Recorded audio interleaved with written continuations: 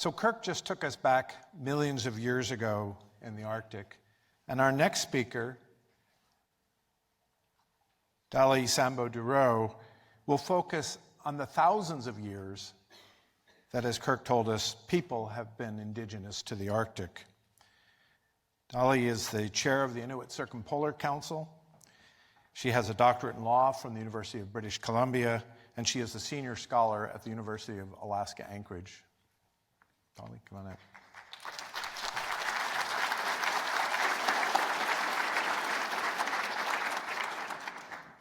This goes forward, goes back. Okay? Great. Thank you.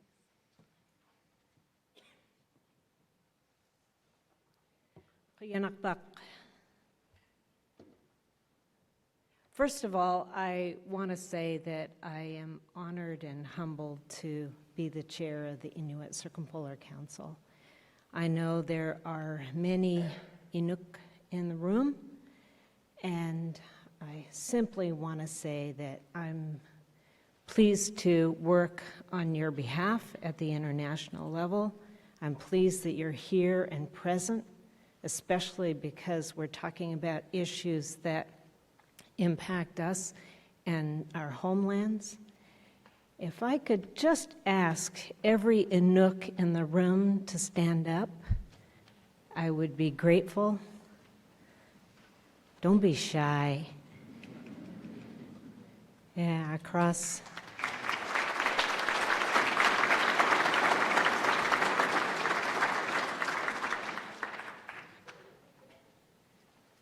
Chukotka, Alaska, Canada, and Greenland. I'm just really pleased to see some of our membership here. And for those of you that I don't know, I hope that we have a chance to meet and speak one-on-one. When Kirk and Mary were busy on Ellesmere Island, I made my first trip to Washington, D.C. with Charles Etuk Edwardson. And the issue of the day was to convince the United States government that they had to stand up and do something about our right to harvest bowhead whales. It was in 1976, that same summer. And I guess that just suggests that I have a long history of doing this. I hadn't finished high school at that time, but it was an opportunity to advocate for our people on an important issue, and I'll address some of that today. I don't have a bunch of dazzling photographs. In fact, most of the information that's shown in the following PowerPoint presentations are words. And I simply want to emphasize that throughout this brief presentation, these words are important. Brendan, thank you for the invitation and also your earlier reference about the importance of Indigenous knowledge, which is really the emphasis of the remarks that I'm going to make. I'll focus a bit on Inuit and our distinct rights, the importance of Indigenous knowledge, and the benefits of the co-production of knowledge, emphasizing the need for genuine partnerships aimed at advancing policy responsive to Inuit and other Arctic Indigenous peoples. As Kirk has emphasized, the Arctic has gone from no human habitation to Inuit habitation. We have ingeniously adapted to this snow and ice-covered region that we refer to as Inuit Nunat, our Arctic homeland, which stretches across Chukotka, Alaska, Canada, and Greenland. Numbering approximately 180,000, we're a distinct peoples with inherent rights to our unique homelands and the Arctic. The Inuit Circumpolar Council, established in 1977, is active at the United Nations, the International Labor Organization, the OAS, a wide range of international fora on behalf of our people. where one of the original permanent participants of the Arctic Council. On June 13th, 1977, in Utqiagvik, Alaska, Eben Hobson, who is recognized as the founder of the ICC, welcomed our relations to the organizing meeting of the ICC. And he stated, "Our language contains the memory of 4,000 years of human survival through the conservation and good managing of our Arctic wealth. Our language contains the intricate knowledge of the ice that we have seen no others demonstrate. Without our central involvement, there can be no safe and responsible Arctic resource development."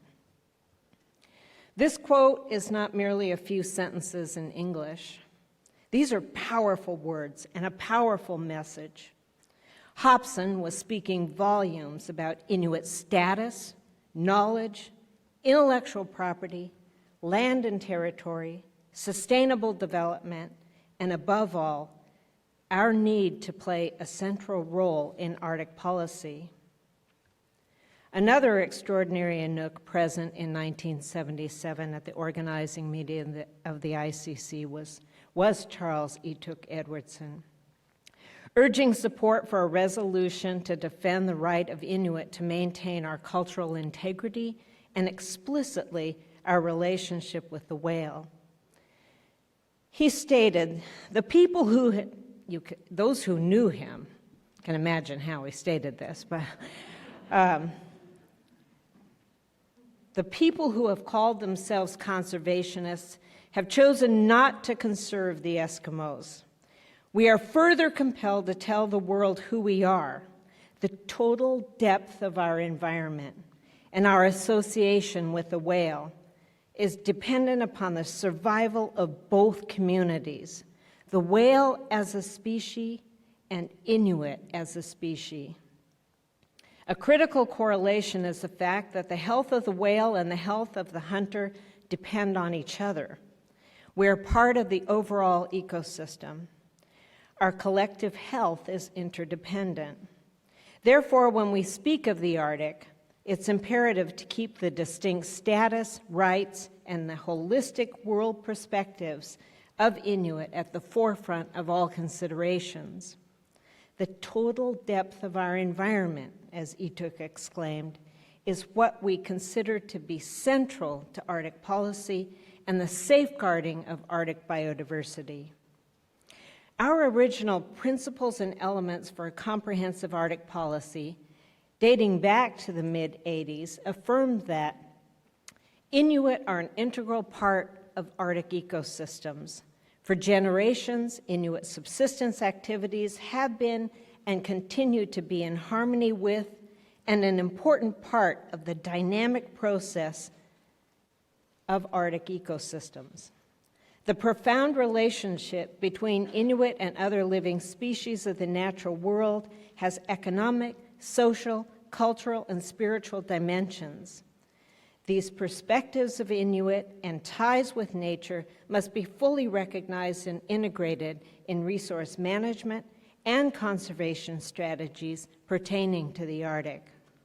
I just want to underscore that this was nearly 35 years ago. The world community is now paying attention to issues facing the Arctic. Academic institutions, researchers, scientists, and others. But for a long time, Inuit have been paying attention to the region and also the need for an Arctic policy for decades. Regarding our distinct status and rights, I want to highlight the UN Declaration on the Rights of Indigenous Peoples, approved by the UN General Assembly on September 13, 2007. It's important to remind individuals that the General Assembly is comprised of nation states. It's the UN member states that negotiated, along with Indigenous peoples, this important comprehensive international human rights instrument. They're the ones who sat at the table along with Indigenous peoples and negotiated the language. If you haven't read the UN Declaration on the Rights of Indigenous Peoples, I would encourage you to get on the internet, take a look, and read the document from beginning to end. The UN Declaration is the longest discussed and negotiated human rights instrument in UN history. You can imagine the states at the table and their particular interests, and also the Indigenous peoples representatives at the table and their particular interest. It's also the first time that the subjects of the instrument, in this case Indigenous peoples, participated extensively along with states in its formulation. This process set an important benchmark for Indigenous peoples and their democratic participation in UN standard-setting exercises. The ICC played an important role in this work. In fact, if you go back and look at some of the earlier language formulated in various provisions, especially those related to lands, territories, and resources, early formulations included a reference to sea ice. But because the instrument is to be universal and applicable to all Indigenous peoples, that term, sea ice, fell to the side because it wasn't a universal concept. The vote in the UN General Assembly was 144 in favor, 4 against, and 11 abstentions. The 4 opposing states, Canada, Australia, New Zealand, and the United States, have all since reversed their positions. Canada declared in its November 2010 endorsement, "We are now confident that Canada can interpret the principles expressed in the Declaration in a manner that is consistent with our Constitution and legal framework." On December 6, 2010, the Obama administration, on behalf of the United States, the last objecting state, reversed its position. Thus, the UN Declaration is now a consensus international human rights instrument. And though the rights affirmed in the UN Declaration are interrelated, interdependent, and indivisible, I'd like to draw attention to those that specifically reference Indigenous knowledge. The UN Declaration preamble affirms that recognizing that respect for Indigenous knowledge, cultures, and traditional practices contributes to sustainable and equitable development and proper management of the environment. And I'll say that the Inuit Circumpolar Council and its representatives influence this particular language, the references specifically to sustainable and equitable development. Could have a whole lecture just on that term itself, sustainable and equitable development. Also, Article 31 specifically affirms that Indigenous peoples have the right to maintain, control, protect, and develop their cultural heritage, traditional knowledge, and traditional cultural expressions, as well as the manifestations of their sciences, technologies, and cultures, knowledge of the properties of fauna and flora, and that they also have the right to maintain, control, protect, and develop their intellectual property over such cultural heritage, traditional knowledge, and traditional cultural expressions. More significantly, the article affirms that in conjunction with Indigenous peoples, states, I underscore states, shall take effective measures to recognize and protect the exercise of these rights. For years, the ICC has been advancing Indigenous knowledge. In the articulation of our principles and elements for a comprehensive Arctic policy, again in the mid-1980s, the ICC expressed the need for Inuit to be directly involved in research concerning our homelands and territory, or those that impact our rights. This early ICC Arctic policy included the following: the Inuit traditional knowledge and scientific research are both valid systems of knowledge that should be integrated and harmonized within the context of cooperative research. In light of increased resource development and environmental degradation, resource managers must have access to the best possible information relating to terrestrial and marine ecosystems on which to base their decisions. In our view, there is a need to utilize both sources of knowledge, Indigenous knowledge and science in Arctic research, to better inform decision-making. And it's important that we achieve a consensus on what Indigenous knowledge is. In this regard, the ICC employs and offers the following definition. Indigenous knowledge is a systematic way of thinking applied to phenomena across biological, physical, cultural, and spiritual systems. It includes insights based on evidence acquired through direct and long-term experiences and extensive and multi-generational observations, lessons, and skills. It has developed over millennia and is still developing in a living process, including knowledge acquired today and in the future, and it is passed on from generation to generation. I want to underscore the fact that the rights affirmed in the UN Declaration, and especially those concerning Indigenous knowledge, are buttressed by several legally binding treaties, including the Convention on Biological Diversity. The CBD provides that states shall respect, preserve, and maintain knowledge, innovations, and practices of Indigenous peoples and promote their wider application with the approval and involvement of the holders of such knowledge. This language is unequivocal. To inform greater understanding in various contexts, Indigenous knowledge must be respected, trusted, and used when consent is given by the Indigenous peoples concerned. And because the profound relationship that we have to our environment underpins the unique interdependence of all species throughout our homelands, including our own survival, Inuit must play a direct role as knowledge holders in all matters that will impact our overall integrity, from food security to climate change to shipping to development, indeed every aspect of our way of life. Therefore, the co-production of knowledge is crucial. Unfortunately, the need for a framework that ensures a process and mechanisms for real and meaningful partnerships between Inuit and others remains outstanding. A co-production of knowledge framework must be founded upon recognition of and respect for Indigenous knowledge and ultimately the indivisible human rights and perspectives of the knowledge holders themselves.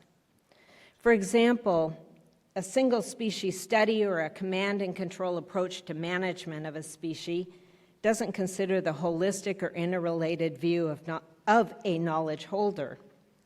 When considering how to equitably bring together Indigenous knowledge and science for the analysis of policy on a species or a management system. As affirmed in the OTTAWA Indigenous Knowledge Principles that was delivered to the Arctic Council by the permanent participants, Indigenous knowledge and science are different yet complementary systems and sources of knowledge, and when appropriately used together may generate new knowledge and may inform decision-making, policy development, as well as the overall work of the Arctic Council. To be sure, Indigenous knowledge holds its own methodologies as well as evaluation and validation processes, and should never be forced into a scientific box or translated by science or scientists.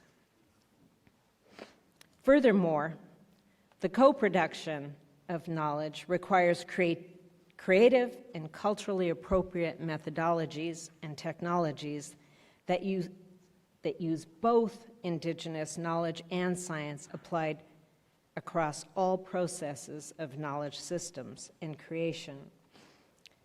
This requires engagement of Indigenous knowledge holders and Indigenous knowledge from the outset. Throughout the entire process of study, research, and analysis, from initial planning to the reporting of results, again, essentially at every stage. A comprehensive framework, approach, and co-production of knowledge mechanisms are ultimately beneficial to all. We're now at a place and time where colonized thinking and approaches must be dispensed with. Policy making must be inclusive of Indigenous knowledge. And there's much to gain from the real, genuine co-production of knowledge. This is undoubtedly the case throughout Inuit and Inuit.